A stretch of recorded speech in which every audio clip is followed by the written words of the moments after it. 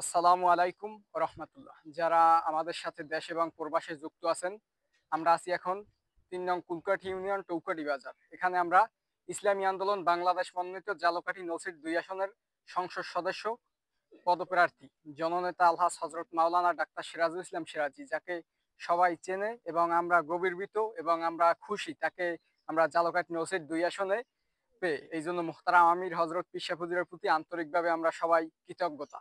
যাই হোক, যারা যেখান থেকে দেখতেছেন, আজকে আমরা কুলকাঠি ইউনিয়নে টৌকাটি বাজার এবং তার আশেপাশে এলাকায় গণসংযোগ কর্মী সকলে দোয়া করবেন এবং সকলের কাছে একটা অনুরোধ যে আমরা স্বাধীনতার পরে ৫৪ বছর সব দল দেখছি বারবার, এবার ইনশাল্লাহ দেশে আমরা ইসলাম দেখবো। যে আমরা সব দল দেখছি, সব দলের শাসন দেখছি, এখন আমরা একবার দেখবো যে ইসলাম আসলে দেশে কি হতে পারে।